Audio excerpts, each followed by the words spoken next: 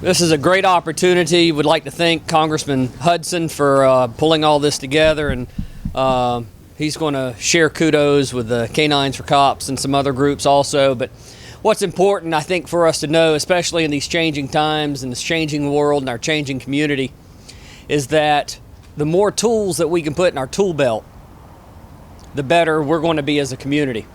And for the police department to be able to have one more resource in a canine well, I won't say that. There's too many badges and guns out here. But for us to have one more resource in a canine is a tremendous help as a resource. So anyway, with that being said, would like to welcome Congressman Hudson. This is your protection team that we've asked to be here for you. And would like to thank K94COPs for coming to our community, coming to Fayetteville. And with that being said, I'd like to give it to the chief. Would like to recognize Councilmember Kirk DeVere, who is with us also. Thanks, sir. So thanks for being here this afternoon. This is a good day. Anytime that we can get a resource that is very cost effective, and in this case it's a donation from K94COPs, it's a good day for the police department. It's also a good day for our city. And so this is a very important partnership that we're starting with K94COPs. It's as a result of a lot of people coming to the table and making it happen. Congressman Hudson, thank you. Roseanne, thank you. Gentlemen, thank you for being here. And then just so you'll know, these three folks that are here with us today had quite a journey through some storms the last couple of days, but they endeavored to be here with us today, and we really appreciate it. It's a very, very important day for us. The canines proved to be a very valuable tool and very valuable resource, and really a very valuable officer.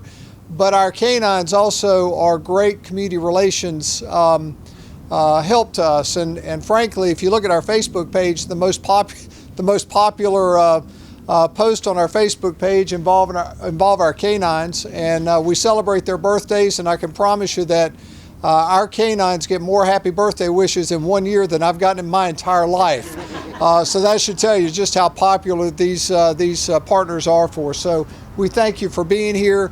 Thank you for being with us today to celebrate this great event, and I'm going to ask Congressman Hudson to come up and make a couple of comments. Thank you, Chief. Yes, thank you, Mayor. It's a pleasure to be back. I am so thrilled that I'm going to now be a representative of Cumberland County. I've got so many dear friends here, a lot of history working here with Congressman Robin Hayes, and frankly, this town, this community has such a great reputation, and in particular, our police department, the men and women, the professionals, do such a tremendous job to keep us safe, and I'm just honored to be able to work with you. And in fact, even before I knew this was going to be my district, when there were issues that came up, there's a new rules coming out of the Attorney General to deal with confiscations and drug bust, and I actually reached out to the Fayetteville Police Department to get your feedback on it, because I knew what a tremendous department this is and what a great job the chief does here.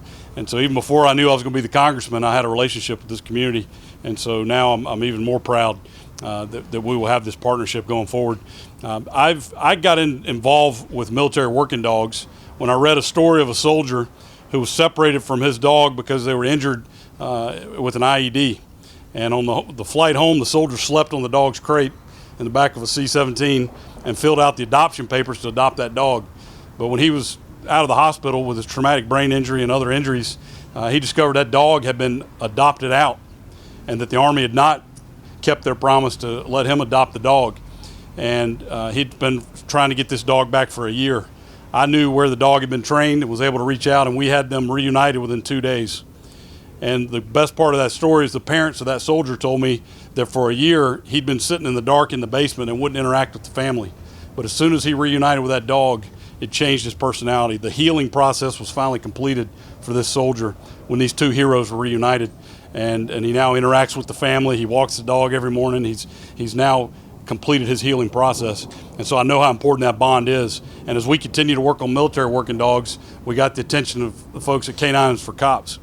And Christy Schiller came to visit me in Washington with Roseanne Rogers and told me about their program. And they do a remarkable job of raising funds to provide working dogs for police departments around the country.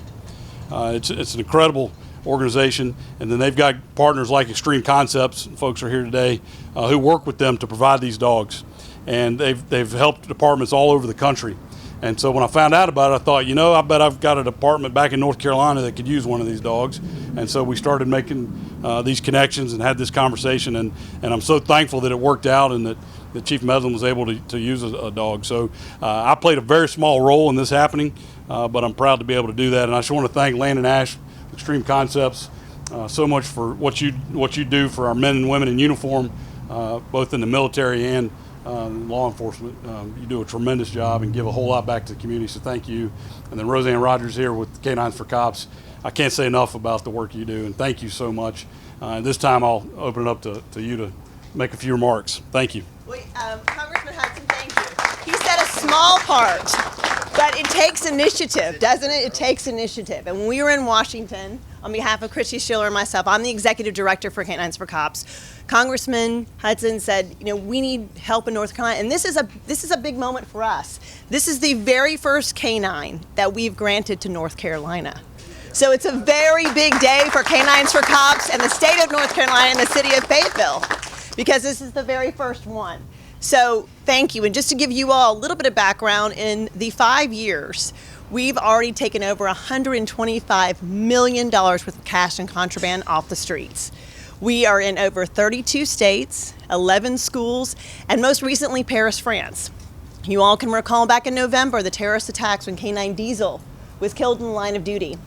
We reached out to the French ambassadors and government and said, how can we help you? Now, granted, a lot of people stepped up to say we've got dogs, but they needed a dog that's ready for active duty right now. So K9 Liberty is in training right now, and in August, he will also be on the streets in Paris and protecting those. He's with the RAID unit. So very similar to what's going to be happening in August here in Fayetteville. People want to know, K9 Hudson, when is he going to be ready for duty? It will be in August. So this will be a protection dog that will help keep the city of Fayetteville and the schools and communities safer. And that's what we do at Canines for Cops. So we thank all of you very much for coming here today on behalf of all of us in Houston, Texas, where we're based. Thank you very much, Mayor. Sherry. Thank you very much for the Chief of Police. We just can't thank you enough. And thank goodness the weather let us get out. We were coming to North Carolina no matter what.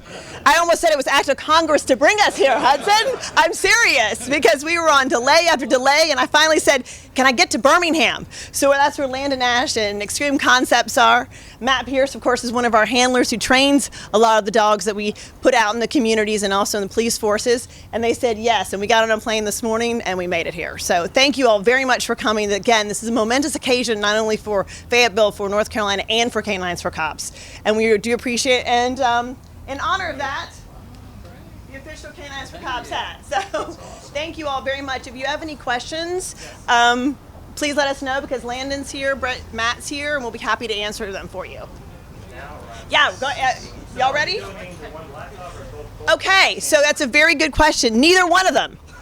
These gals are staying with us. We're surrounded by men, but the females do have a presence here. These are both female dogs right here, and they are not. These are multi-purpose dogs that are in training. So the police department, these exist, right. They are kind of our spokes dogs. They do training for us. They come out because K9 Hudson's still in training. And part of this process is not just the dog, but pairing up the partner, the canine handler. It's not about just let's pick a dog and put him with the department. That's not how it works. These two are going to be a team, and they will come together. So that will be the process that will happen over the summer when the canine handler is chosen. Then he will pick the partner. What type of dog in August will be coming to the stats? Come on up, Linda. We can talk about the dog. There's several different breeds that we use. Yeah, no, very good question. The dog that's been requested by the police department is going to be a lab. It fits all the qualities that they've been looking for. Labrador? Yes, Labrador Retriever. You have the age or gender? Yes, it'll be about 1 year, 4 months. It's coming in August. Yes. And can some of the police department say how that dog will fit into your crime fighting strategy, or what service? The role of the dog. So, yeah, so that's what we're leaning toward right now. That's correct. We're leaning toward an arson dog. That helps you with your. One last question. Yeah. When that dog joins your force, how many other dogs how many dogs do you presently have, canines from Fayetteville? 15. You're 15. Okay. I thought somebody would ask how you taught the dog French. Right, well, they don't. It's funny because everybody said that. It's like when we donated Canine Liberty, they said, was he going to speak French? He doesn't speak that at all. He spoke Dutch. So it's like, no, the handler has to learn Dutch, not French or English. Although I will tell you with Canine Liberty knew a little bit of both. He was a smart dog. Very, very smart dog. Any other questions that we can answer for you all? But I think one of the questions, it was a good questions about the types of dogs. The majority of them are, like Daisy here, Belgian Malinois, or German Shepherds, or it can also be Labs, depending on the purpose of the dog and what they need. When you say the majority, is a good mix, Landon, yes, of what they can do. And both these, I will tell you, have been through 3 airports today. Wow. They've been up since 3 a.m. and they look great, don't they? Yeah, they do. I mean, they have been the temperament, let me tell you. And we've actually been, Matt, tell them a little bit of things. In the airport, you were actually doing some exercises with your dog. Yeah, tell them a little about it. We like to see, yeah. Come here, David. Sit. Good girls. Hey. Down. Anyway, yeah, just constant training of the dogs. Even though already fully trained, you want to progress. So we were doing socialization training, environmental training, even some false hide detection training, utilizing the airports, with the current threat possibly coming through different, in from overseas, and the chance that these dogs may end up somewhere along the lines, working Amtrak, working the airports, we take every opportunity possible to train them. And I just, early morning took the opportunity to showcase the dog's capabilities. Thank you.